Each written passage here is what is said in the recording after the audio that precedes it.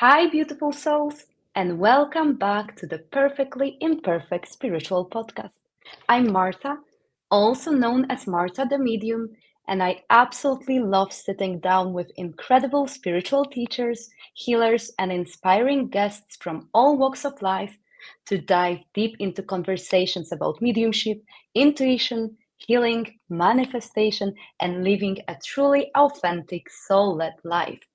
And if you're enjoying these episodes and want to keep exploring all things spiritual and mediumship with me, please make sure you like, subscribe, and share the podcast or leave a review if you're listening on your favorite platform.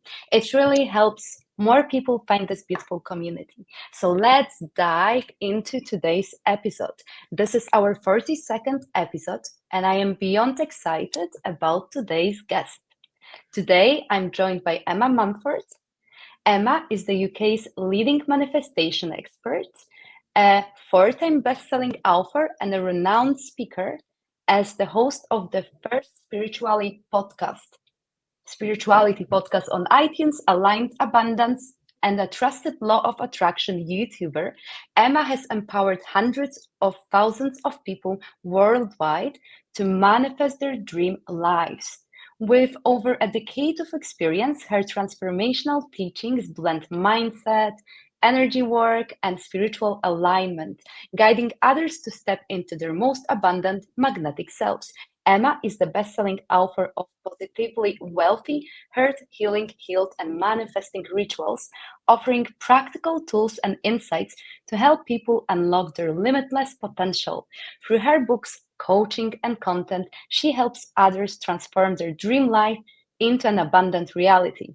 Emma, welcome to the podcast. I am so thrilled to have you here. Oh, thank you for that lovely introduction. I'm so excited to chat with you today. Thank you.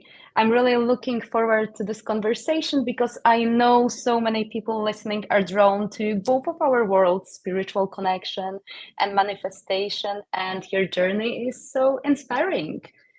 Um, for anyone who might be discovering you for the first time, would you be willing to share your personal story? I always love to start with a personal story. How did you go from, I know you worked in banking and building a successful couponing business, to becoming one of the UK's leading voices in manifestation and spiritual teaching?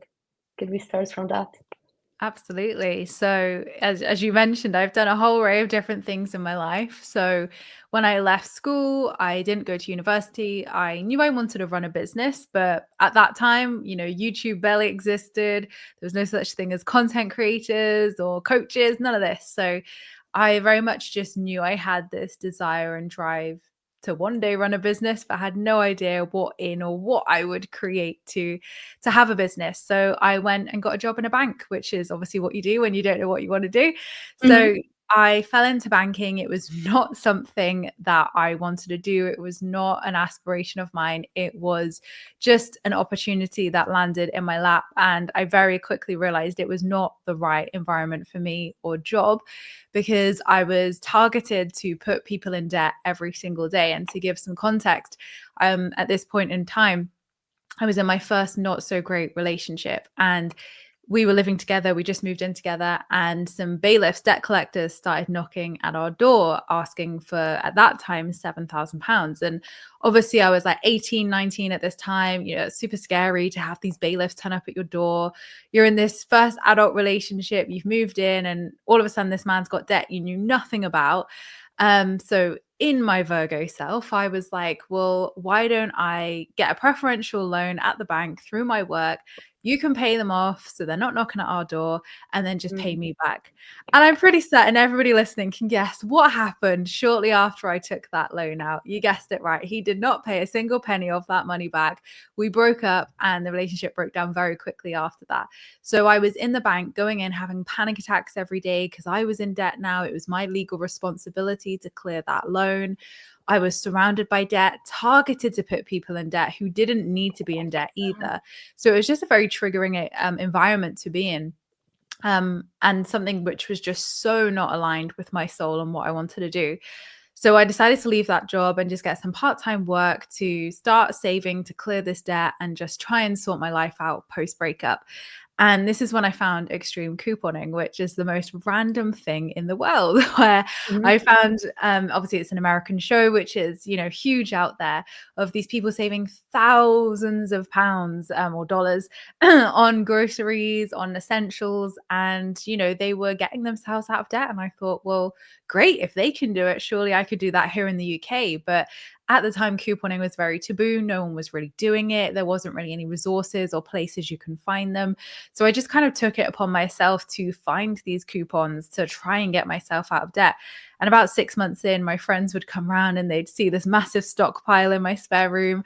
And they'd be like, Emma, you really need to teach people how to do this. Like, you're Mhm. obviously really good at it.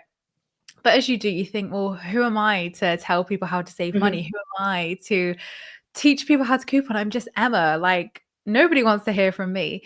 So after a lot of pestering from my friends, I started up a Facebook page. It was called Extreme Couponing and Deals UK. And within 6 months, it just blew up in the best way possible. We had about 100,000 followers. The press, the UK press, were getting involved. They wanted to run stories. They nicknamed me the Coupon Queen. And Mhm. it was just a very whirlwind, really, to go from panic attacks in the bathroom of the bank to being on national TV 6 months later, helping people save money and teaching them how to get out of debt as well. So it was absolutely a whirlwind. But what I want to share is that throughout all of this time, I had anxiety, I had depression. I was really not mentally in a good place. I'd gone into my second not so great relationship at that point as well, as I was doing the couponing business. So relationships have a huge theme here in when I start businesses and my purpose in life, it seems. So fast forward to 2016. I've run that couponing business for about 4 or 5 years at that point. And this is when I have my spiritual awakening. So I always say I have like two awakenings in my journey, the couponing awakening, but the Mhm. spiritual awakening really came in 2016. So throughout all of that period, I was experiencing depression, anxiety. I hated myself. I was not happy, even though I had this incredibly successful business. I was helping people. I had so much purpose. I really feel that couponing business gave me so much purpose in life and gave me a Mhm. reason to keep pushing through because I was helping people. And in 2016, it was really when my ego kind of gave up of like, we can't keep doing this. I was having suicidal thoughts. I was really in the darkest rock bottom place I could be, even though my career was like at the absolute top and peak and all these incredible things were happening. And Mhm. it was the breakup of that second not so great relationship that really triggered this catalyst for the spiritual awakening. And I remember just like looking out of my window at 2 a.m. one evening and just being like, God help me. And I wasn't Mhm. religious. I would say I was an atheist, if anything, before. So I don't know where that came from. I don't know why those words left my mouth, but it just felt this almost surrender to my soul and almost like, come on, we got to get this right now. We've got to be happy. We've got to sort this out. So a few days later, the word law of attraction kept popping up when I would look online how to turn a negative into a positive Mhm. situation, or, like how can I get happy? How can I learn to love myself? This law of attraction kept finding me. And this one video that I remember from Louise Hay, who I had no idea who she was at the time, she was talking about this law of attraction, and it just really, a bit like couponing, really captivated me, but it felt like a remembering. Couponing was like a learning. Law of attraction was like a remembering of course, that's why life's happened like this. Of course, this is how I've got here. So I just really, a bit like couponing, went all in. I learned how to love myself. I was doing healing work, self-love work, just manifesting, learning how to manifest. And about a year into this journey, I was sharing this journey on my platforms, on my couponing platforms, which seemed so bizarre at the Mhm. time to talk about money saving and manifesting. But people were loving it. They absolutely loved it. Mhm.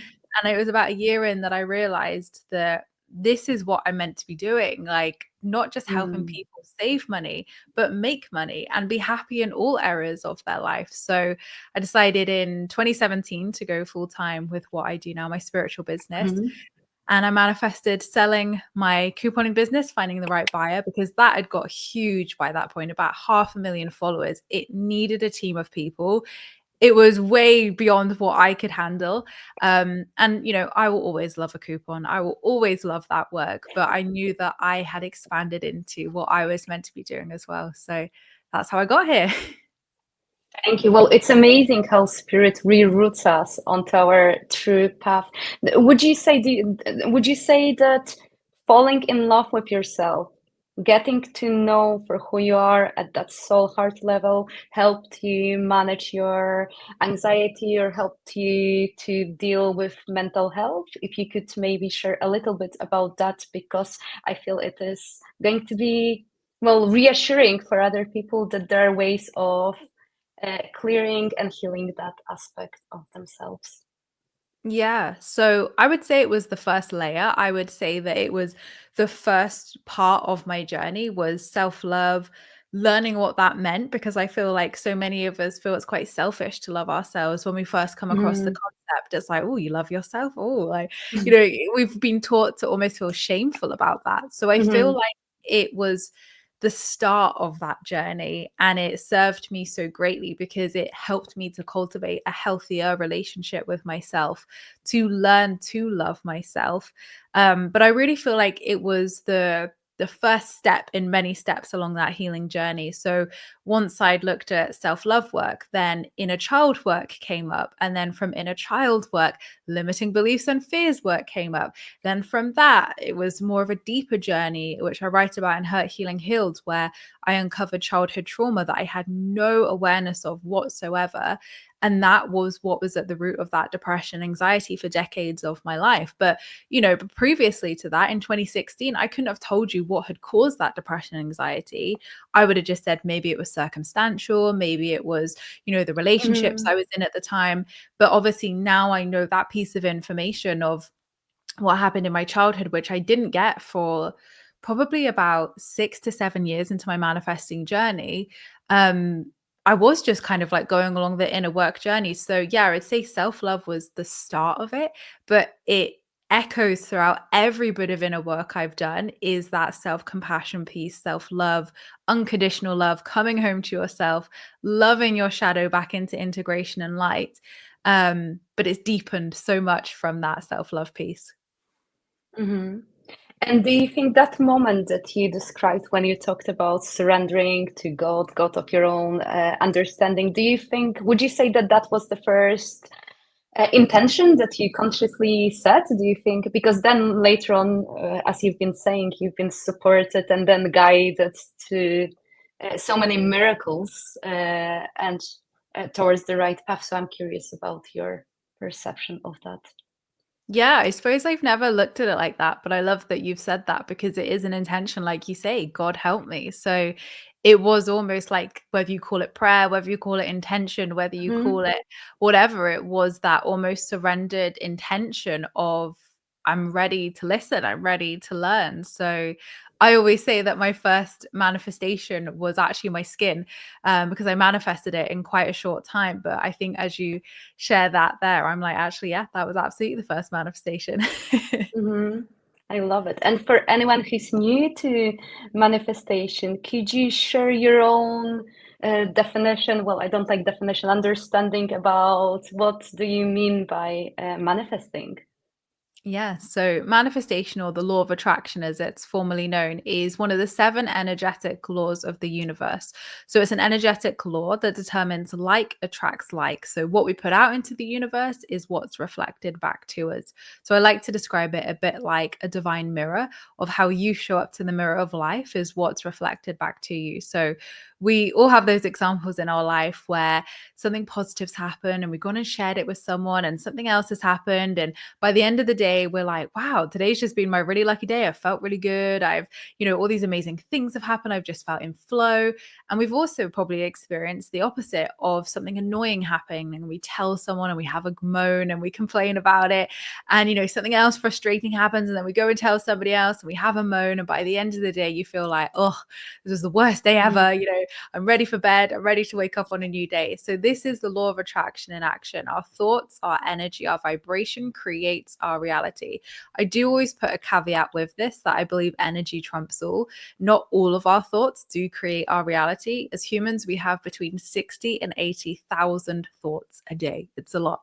So we do not live in a world of instantaneous manifestation, but what we do live in is a world where our energy and our vibration and our identities, who we are, creates our reality. So there's probably so many examples that people listening can think about in their life where they're like, I said that was going to happen, or I wrote a goal go down New Year's list and they came into my life. And all of this is manifestation, whether it's speaking your intentions, whether it's writing your intentions, whether it's meditating, visualizing. There's so many different amazing tools that you can do to ask for your desires and set these intentions.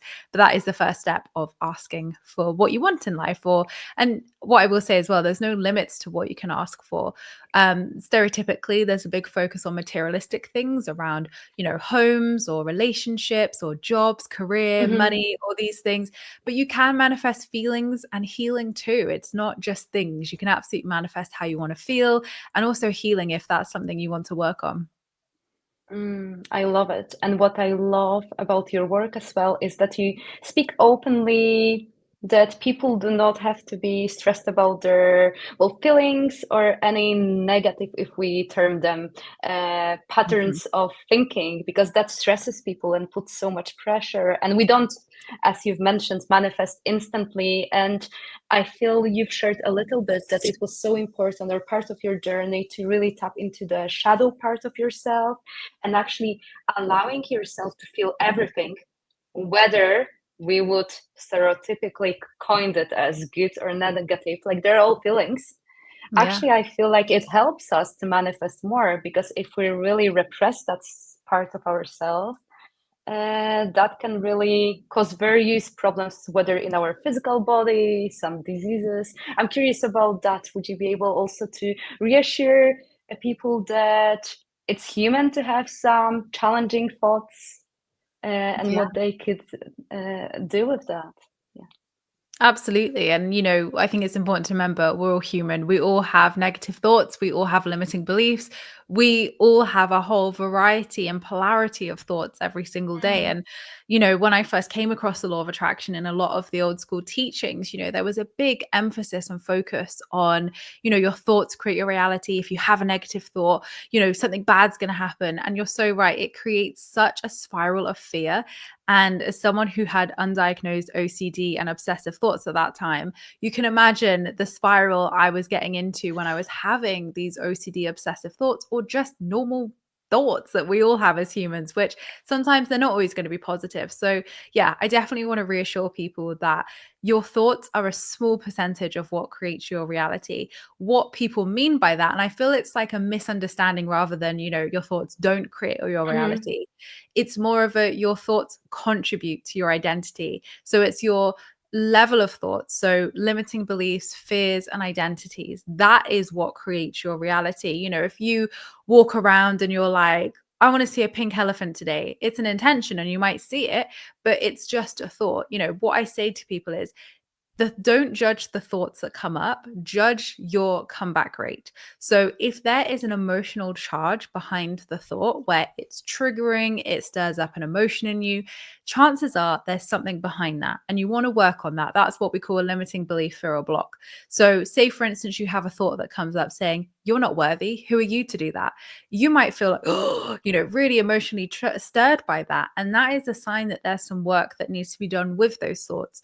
But if you have a thought of, well, who are you to do that? And you laugh and you think, like, where the hell's that come from? And you Mhm. feel no different from it. That is just a thought. And we all have random thoughts sometimes. So look at the emotional charge. Does it stick? Does it linger? Does it hurt? Did you feel it anywhere in your body as you had that thought? These are all good indicators of something might need some attention. And you can work on that with Hurt Healing Healed and great tools out there with the inner work. But as someone with diagnosed OCD and obsessive thoughts, I have all kinds of thoughts all times of the day. And anybody with OCD will tell you that you can't control the thoughts that come into your head. So as I was trying to control and suppress and reframe them into positives, like these old school teachings share, it wasn't working. They were just getting louder and louder and louder. And it became, deliberating in terms of managing that and thinking like there was something wrong with me because I was having one, these thoughts and they weren't positive, but secondly, that I couldn't get a grasp of it. But, whether someone has OCD or not, as I say, it's all about the comeback rate of judge the thought by the feeling, not by how often you have it or that the thought has arisen. Because our minds are wonderful things. They're going to do whatever the hell they want. But if there is no emotional charge behind it, it's not necessarily something that you need to worry about or work on. So, overall, if you have a really positive mindset with money and you're trying to manifest money, one thought around money doesn't necessarily mean you've got tons of work to do. If there's no emotional charge behind it, chances are it's just a thought that will pass. I love it. And two things have just popped into my mind. One, that we can actually become that observant of our thoughts, and with time, with the right tools to really teach ourselves to not attach so many emotions. At the same time, at the core of manifestation, I love the feelings, like to manifest feelings as Yeah. opposed to the exact things. I always ask myself, or I ask my students as well, okay, so you want money or you want house, but why do you want it? How does it make you Mhm. feel? Because Yeah. surely when you get that, it's not that thing that you want. Would you be able to talk a little bit about that? And then I've got another question, which is about something else. Yeah, so you're totally right. It's never about the money. When it comes to money, nobody ever wants the money. They want an experience or they want a feeling or it will give them something, an opportunity. So, yeah, your why is so important with manifesting because, why are you manifesting that holiday? Why are you manifesting that career? When we don't know our why, it's not necessarily aligned abundance. It's not necessarily soul aligned abundance. It just becomes, oh, well, so and so is manifesting it on Instagram. So I should probably manifest it too.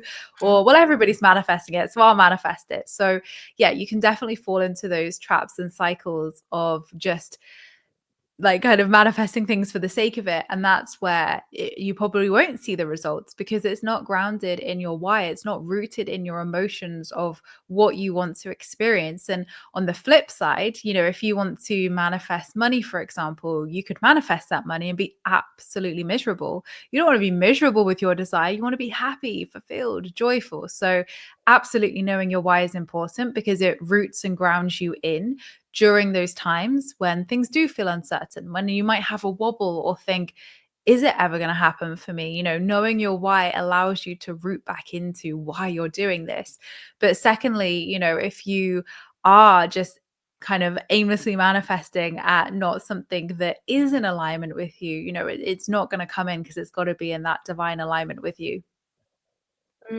I love it. And at the same time, I've noticed, not only recently, but many people get upset that they are not manifesting things. But then when you ask them, so what is it that you truly want? Oh, I don't know. And I'm like, so Mm. how would you like to invite your spirit team? Because I teach my clients to receive support from angels, spirit guides.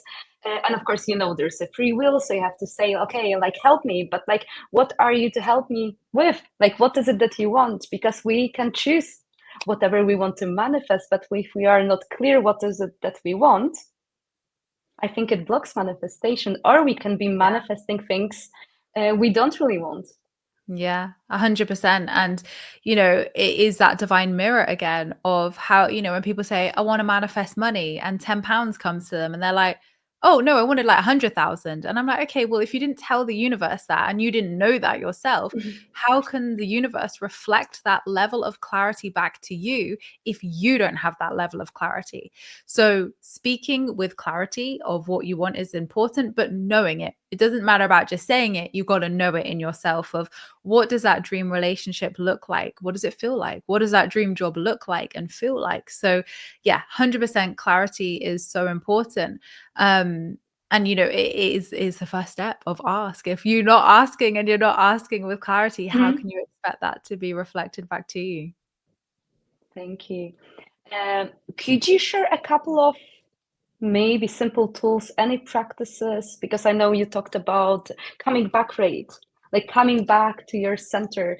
And it's been so, like, it has helped me a lot as well because I was in an abusive relationship. I suffered from panic attacks, CPTSD, various things. And uh, I did lots of inner work, lots of healing. And I remember years ago, it was really difficult and it took me a long time. And sometimes I felt overwhelmed and I wasn't able to come back. Looking now, I'm like so proud of myself and I feel like so happy. And I don't judge whenever I get some moments like I shared with you that I lost my mentor. Mm, She crossed over at the weekend, and this morning I started getting an onset of a panic attack that I haven't had for years. And then I was able to really take care of myself. And I've managed even to write a post mainly targeted at my friends. He's been not respecting my grief. It's not my followers, not my students and clients, but people who have been expecting me to hold space for them. mm, People who have been texting me about their dreams, cats, dogs, and I'm like, guys, I'm grieving. I'm very sorry. So I did an official announcement to friends, family. I'm removing myself. This is not personal. I might reply in a week, two, but I'm grieving, and it's not okay mm. for you to be asking of my space. And then the minute I did, and then I allowed myself to cry, then that tension left me and I felt so at peace. So I took care of myself and then I'm like, okay, I'm really centered and we can have that conversation. So I'm curious, Yeah. what are the any tools, any tips that you could share with anyone who's just struggling with any types of anxiety? Yeah, and it's so important that you have done so wonderfully, honoring your grief, honoring your emotions, because what we resist persists. And imagine if you'd felt the pressure to be there for someone else and suppressed how you felt. And would you really be able to pour into their cup and support them in the way that they need support when you need that right now? So Mm, it's so important to look at what we can pour from our cup. And, it's the famous saying of put your air mask on first in an aeroplane mm, before helping other people, because if you're passed out you can't help anybody. So it's so important that boundaries is such a big one, and I think loving boundaries is always a good thing in spirituality and any self-help work, because there is a lot of people pleasing that I see in my clients, in my community. I've experienced this myself. So being able to reclaim your power and honor your needs, honor your self-care, honor your inner child as mm, well with all of this is so important and so healing in itself, to listen to yourself, your body, and what you need. But in terms of what I have found has really helped my anxiety and depression, and I also got diagnosed with PTSD 4 years ago as well, is a whole array of different things. I could give you a whole podcast on all of the tools that I have used.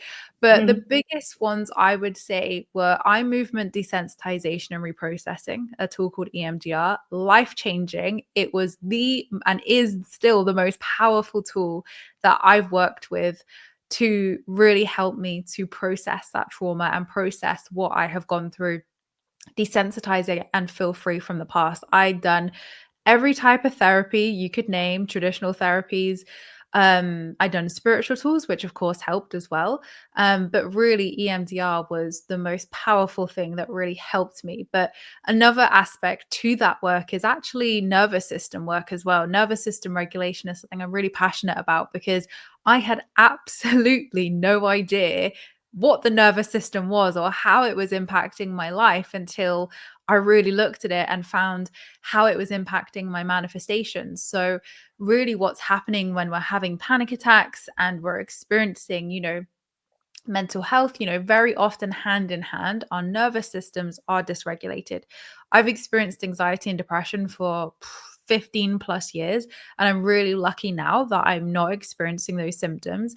I put it down to EMDR, I put it down to the inner work, shadow work, all of that goodness, but mm, also nervous system regulation. So it was almost like a missing puzzle piece for me, where I'd done so much cognitive work, I'd done so much spiritual and inner work, but still my body was storing a lot of the trauma and a lot of the feelings and energy. And I would just feel anxious a lot of the time still, even though I wasn't having panic attacks or didn't really have a reason for it. mm, So when I learned about the nervous system and how we go into fight or flight mode, the parasympathetic nervous system, which is responsible for rest, digest, and heal, we want to be in the parasympathetic nervous system, but this is all part of the autonomic nervous system. It's a whole science lesson in itself, but I like to cover it from the lens of spirituality and manifestation to make it a little bit easier to understand. mm, But we also have the sympathetic nervous system, which is fight or flight mode. So when you're experiencing anxiety, depression, mental health for long periods of time, your nervous system is going to have a very small window of tolerance. Something, out of the ordinary that happens, or a change in plan, or the things that happen in life that throw us those life trucks can just spiral the nervous system out of control. Anxiety, fear, you're not sleeping, foggy brain, you're feeling very reactive, emotional roller coasters. This is all signs that the nervous system is unregulated. And I had no idea that the nervous system was contributing, one, to how I felt, but secondly, to my manifestation. So, learning that the nervous system was almost like that final puzzle piece of the healing puzzle helped me to regulate, helped me to experience grounded, calm energy. And, I would experience that. And I think a common misconception is that you can't manifest with anxiety, depression because of the emotions and the thoughts that come up. And I say to people, I literally have experienced those for decades. I've been manifesting for 10 years. Like, you're fine. Like, it's not going to stop you. But working to regulate the nervous system will expand your capacity to receive. It will expand your ability to receive grounded, aligned abundance. So, I was manifesting things before, but now I have that capacity in my nervous system to hold and sustain more because it feels safe to now. I'm not in that fight or flight mode of panicking and fear and, going through the inner work with what was underneath my anxiety and depression. Now I'm in a space of, okay, I get to live life for me now. I'm free from the past. I can rewrite who I want to be in my 30s as I enter this new decade. Mhm. And now I get to manifest from this regulated space where it feels so much more expansive, and money isn't scary to my nervous system. Having a healthy relationship and marriage isn't scary to my nervous system, whereas before it was. So it was pushing it away to keep me safe. So when we work on the nervous system work, it helps us to receive more, hold more, and expand safely into what we want to receive. So, yeah, for anybody who experiences anxiety, mental health, nervous system work is the best thing you can do for yourself, because it will help you be able to just manage day to day way better. In difficult situations, you'll be able to handle a lot more calm and feel more empowered in those situations, but it also positively impacts your abundance as well. I love it. And I witnessed it for myself as well. When I calmed down my nervous system, then not only I became aware that I wanted completely other things that Yeah. I thought I wanted when I was in a fight and flight mode. And actually, not only that I was able to manifest them, like surrender, trust them, like bring them, but I'll be happy if you don't, like whatever, like just, yeah, because you're just so rooted in your truth. And then not only you're able to manifest, I found it with speed, but you're able to keep those things, Mm. feelings, which is, I think, another aspect of manifesting. Yeah, 1,000,000%. And I had exactly the same experience as you. As I went through the healing journey, as I learned regulation, as I went through all of this, I would look at my vision boards from, 10 years ago and think, why on earth did I want that? Or, that relationship that I really thought I wanted was like, oh, no, I do not want that anymore. So it's so normal for our desires to grow and evolve with us, totally normal. And you're right, we're always manifesting from the lens that we have at that point. So when I first started manifesting a decade ago, I was manifesting through the lens of my beliefs, my identities, my habits, trauma, depression, anxiety. I was manifesting through all of the lens of that. Whereas now I'm manifesting through a completely different lens and experience too. Obviously, I've got 10 years of experience behind me. So I know what I want. I know who I am more. So it's such a natural evolution. And I think people panic when they realize, I don't want that anymore, but it's okay to change your mind. The universe knows what you want. You don't need to do any huge rituals to change your desires. You just need to set those new intentions or up level your desires to match the version of who you are here and now. I love it. And when you started speaking about nervous system regulation, then I know you talk about it in your newest book, Aligned Abundance. So Yeah. could we talk about it? Well, how does Aligned Abundance differ from your earlier books, or anything that you would like to share about what alignment is? And yeah, let's start here. Yes. So my first book, Positively Wealthy, is like a great book for beginners. If someone's new to manifesting, they want to dip their toes in. It's a fun 33-day manifesting book. So it's like a great reset button if you want to have a fun Mm-hmm. challenge to hit the reset button and see abundance come into your life. Hurt, Healing, Healed is my second book. And that is all about the inner work, like we've spoken about, shadow work, limiting beliefs, fears. So if you've done some manifesting and you know there's some work there to do, that is the perfect book to help you to identify and release and form new positive beliefs. Aligned Abundance is slightly different. And I love that it's slightly different because they all follow like the evolution of my journey as Mm-hmm. well. And obviously what I've experienced and gone through. So alignment was a huge theme that came through for me back in 2021. And it was mentioned in the manifestation sphere, but it was mainly called balance. It was mainly called other words and like different expressions. So when I would hear about you have to be in alignment, you need to be in alignment with your desire, I was like, what does this mean? So I Mm-hmm. really took it upon myself to explore these topics. And I would see that, I didn't feel in alignment some of the times with my manifestations or just, in general with my work or something I was doing. And I realized that aligned abundance goes so much deeper than just that superficial manifesting. Manifesting isn't superficial, but it can be when, as we said earlier, there's no why, there's no emotion behind it. So, what I love to describe aligned abundance is that soul alignment, those desires that are in alignment with your soul, your higher purpose, everything that you've come here to do.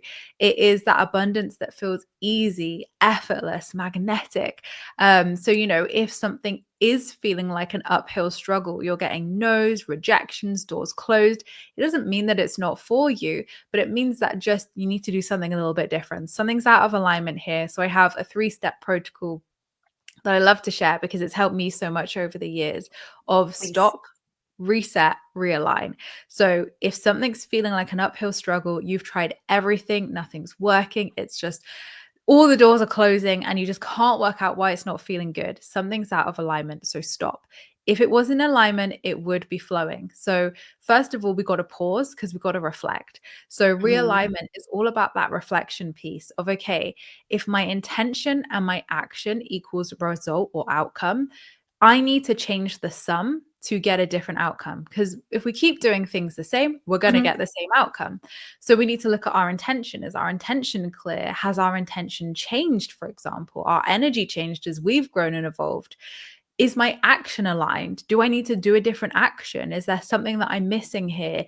And I need to take action within myself or in a situation to create alignment and try something new to create a different result. So that's in that realignment piece of looking at, is it me who's out of alignment? Or is it the desire? Is it something external that's out of alignment? Chances are it starts within, of course, as we know, it always starts within, but it's important to see where that misalignment could be happening. Then reset is obviously we go out and we obviously reset to create that different outcome. So for me, alignment, I always give this example with the actual book proposal of Aligned Abundance because that book tested me on alignment all throughout its journey. Of course it would. So I had been pitching that book to publishers for well over a year, and my current publisher was like, no, we don't get it, we don't think people want to know about alignment. And I was like, spirit were just like, you need to keep writing this book's going to come out. And I was like, how, tell me how it's going to come out then. So I had to Mm-hmm. keep trusting. So I'd worked with the publisher for a year to get that book to come out. It fell through. They were like, we don't get it and we don't want to publish it. So that was all my options done.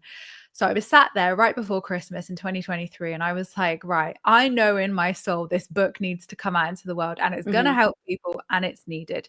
But there are no other options at this point. Like, where have I gone wrong? What's happened here? And I realized I'd written that book proposal probably like a year and a half before. And I was looking at the manuscript, I was looking at the chapters and the proposal, and I was like, this is not me anymore. Like, so much has happened this year. I've gone through like huge up levelings. This is not what aligned abundance is. So I spent that Christmas and I went through the proposal. I deleted 10,000 words, rewrote 10,000 new words, and just up leveled it to who I was and what I really embodied as aligned abundance, because I'd lived that journey by that point. Mhm. And when I looked at the proposal, I was like, this is my best work yet. This is magnetic. This is freaking epic. This is a bestseller right here. Whereas I didn't necessarily feel that energy before. So 2 weeks later, obviously Christmas, New Year had happened. I was like, right, new year, I'll find some new publishers to pitch to. We'll start again. And 2 weeks later, my current publisher, Watkins, got back in touch and said, oh, you know that book you pitched us last year? We want to Mhm. revisit it. Can we have a look at it? And I was like, well, funny, you should say that. 'Cause I've leveled the book proposal 2 weeks ago. So here's the new book Mm. proposal. And within 2 weeks of that, I had the signed, sealed book deal, which is unheard of because it takes ages to go through the process. Mhm. And it was on the new moon in Capricorn. I remember that because I was like, oh, it happened on the new moon. And it just really was like that true example of aligned abundance, of when it was in alignment with me, my truth, my journey, my energy. And it was like a hell yes, it effortlessly manifested. My publisher just gave the book deal to me, which is so unheard of in the publishing industry. So it just proves, and I've had so many examples like this over the years, where we can push, we can force, we can hustle, we can try and make things happen. But until it is in that divine alignment energetically, miracles happen. It just happens. Mhm. The right person comes in, the right person emails you, and you think, God, that was so easy. But, I just had to realign. So I always love to share that example because I think it's so Mm. true of what aligned abundance really is.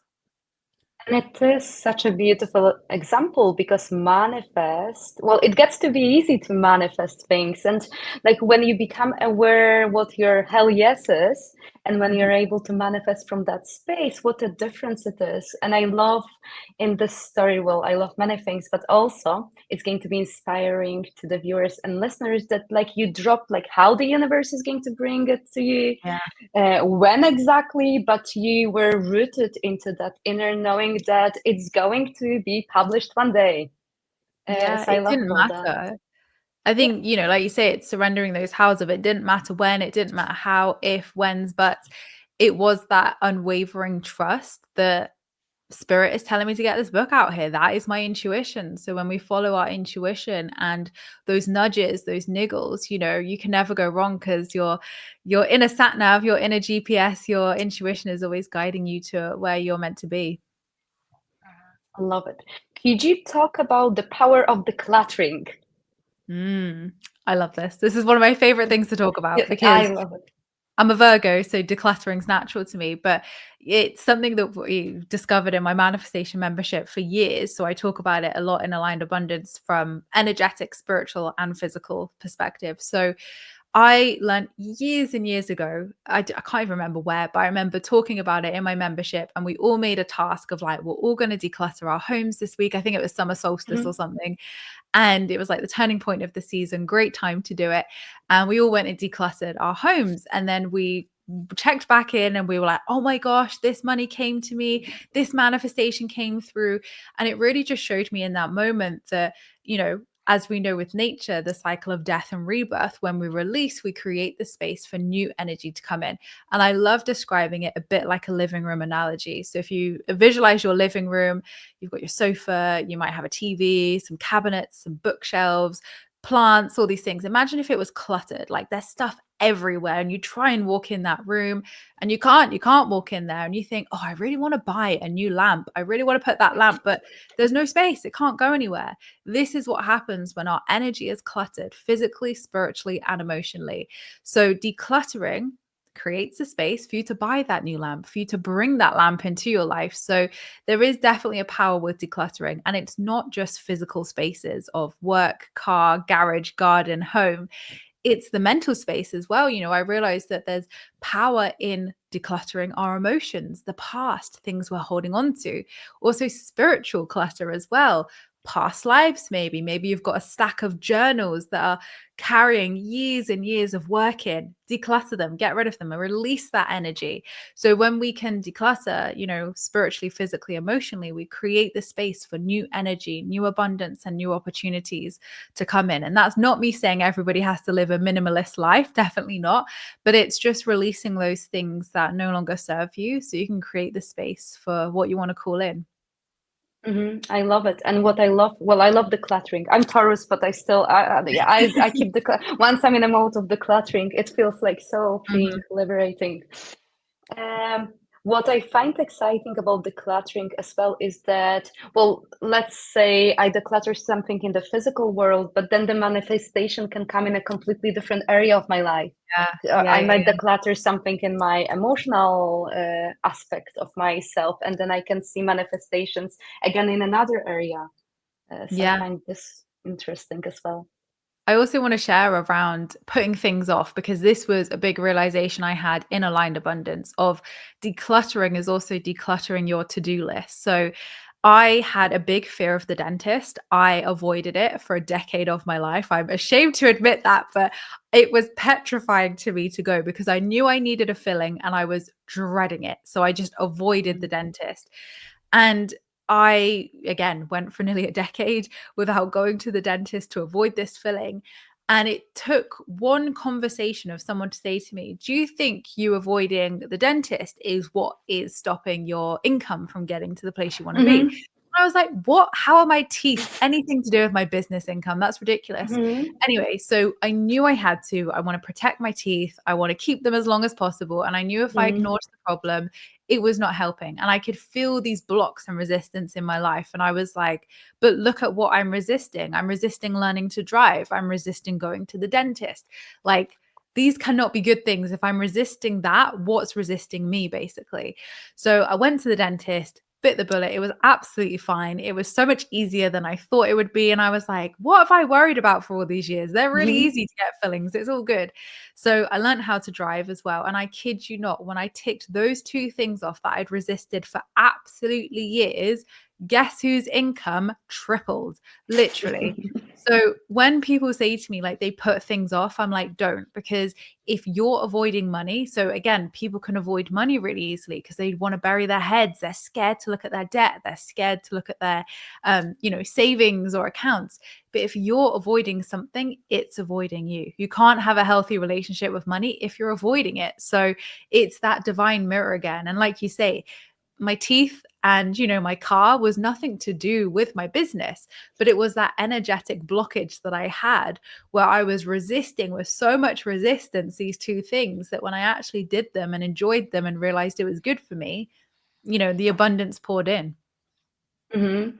I love it. And I'm aware of my thinking patterns and how my ego operated. And I shared it yesterday with one of my clients that I have to do something that, well, I love speaking with the spirit world. I love creating, but anything to do with admin, it just doesn't bring me joy. But sometimes we have to do those things. And I'm having some boring homeworks that I'm trying to not find so boring, and I've been procrastinating, like doing everything. But then I lean onto it and I still do it because I know this is where I'm about to actually get my manifestation. And it's always interesting because not only ego, I'm aware that my body almost all of a sudden starts feeling tired or wants to relax. And I'm like, no, no, no, no, no, we are doing it. This is, in a way, I've started being excited of those patterns. And whenever I recognize them, and then I know, okay, I'm on the right path. And this is that one thing that I really have to really just get over, learn, and things are going to get easier. So that's also interesting. Yeah. And alignment's an interesting one as well, because like your example, like my example with teeth and cars, it's one of those things that we know we need to get done. It's going to benefit us, but we're just like procrastinating or there's a reason. But I also think alignment comes into it as well. Like, I don't know if you feel this, Marta, but when there's like a task in my business that I'm like, I know I need to do it. I know the deadline's coming up, but for some reason, I'm just not motivated to do it. I love what I do. I never need motivation to Mhm. do what I do, but maybe it's around the house or in work. it's just not happening. And I listen to that now of alignment of it's not that I'm procrastinating, it's because it's not in alignment for me to do that today. And that's why it's not feeling good. It's not flowing. It's not something I'm ready to do. And I found, and even I had this happen to me yesterday, I was again getting frustrated that I needed to make certain decisions. I needed to like get stuff done in my business because I've just got married. So I've like had to put everything off until my return to work. And Mm-hmm. now I'm back at work. I was like, oh, now I've got to deal with this. And oh, it still doesn't feel good. And I don't know what the right decision is to make here. So again, I was like, I'm going to trust that it's just not the right day to make those decisions. And I kid you not, the very same day the solution came where I was like, that's why I couldn't make that decision, because I needed this piece of information. It wasn't in alignment for me to do that task or do that project or do whatever I needed to do that day, because today it's going to flow. Today is when I needed to have all that information to make it work. Mm-hmm. I absolutely agree. And with the thing that I had to do, I spoke with the person who's teaching me the back end of my YouTube channel, and then I told her, like, look, my brain is just absolutely full. I cannot absorb any more information. Do you think we can do something fun? Like, can I have like one creative homework, something that's going to really set my soul on fire? And then she said, okay, I'm going to follow your lead. And then I expressed to her what is it that I want to create, because I had a resistance in the past of using AI, and I've recently created an avatar of my spirit guide, Love and that's why. Well, it took me a while, and then I asked her, like, "Are we able to maybe use another software so she can smile more?" I'm like, and then I got very excited because this is that physical representation, and I have not been wanting to use any AI or any avatars of myself. And I said, like, no, no, no, no, I'm speaking. But then I felt like I can get an avatar of a spirit guide because people don't see my spirit guides. And then I Yeah. got so excited. And then I was able to do other things that were mundane, or like, and I came up with like more exciting ways of how I am able to deal with other things. So absolutely, I didn't have all the information that I needed, and then tapping Mhm. into joy and having fun with playing with the avatar of my spirit guide then made me complete anything that I needed to complete at the right moment. I love that. Mm. Could you share any simple tips? Because I know in your book as well, you talk about how we can regulate that nervous system. A couple of simple tips how we can do it. Yeah. So I love nature and sunshine. That is one of the easiest ways to regulate to some degree and like tap the nervous system back into feeling good. So vitamin D, having sun on your skin for just 30 minutes can do absolute wonders for your body, for your health, for your vitamin D levels, but the nervous system, most importantly, getting your feet on the grass, grounding in, centering in, just having that spaciousness to just feel and be around nature is so healing in itself. Cold plunges are another great one for the nervous system. Not everybody's cup of tea. I know Wim Hof is a great teacher of the cold plunge and obviously the Wim Hof method. So you only really need to do it when you feel unregulated and when you need that. But I've tried it out and I definitely think it gives the reset of the nervous system. But again, it's not something I would want to do every day because it's very cold and I definitely prefer hot showers and hot things to ice cold things. Mm. Breath work's another good one. So breathing into the body, regulating the body through breath. There's some great videos online that you can do, or teachers of breath work that can guide you with that. Yoga is another good one, especially child's pose, one of my favorite poses to do.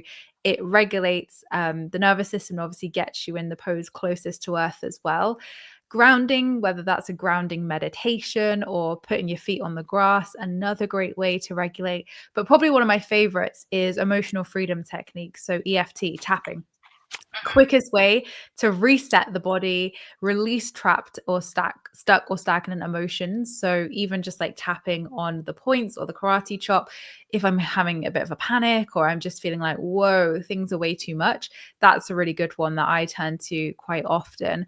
But mainly turning down the noise, turning down the volume of life's a big one. I definitely get overstimulated and overwhelmed very easily. So if things are very loud or there's lots of people around me, I know that if I'm feeling dysregulated, I need to just take myself elsewhere just to center and ground and just have a bit of spaciousness. Turning down the noise of life is another one around, just making sure that you're creating spaciousness in your life.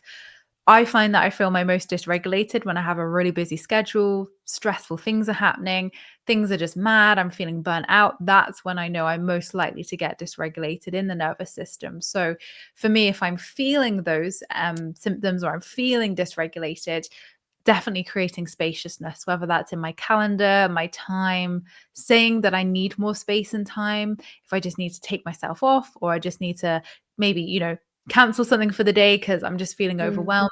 Creating that spaciousness is important because we need the spaciousness to flow more, to go with the flow, and to show our nervous systems that it's safe. Like, we're not just going from one thing to the other and getting overstimulated. Mhm.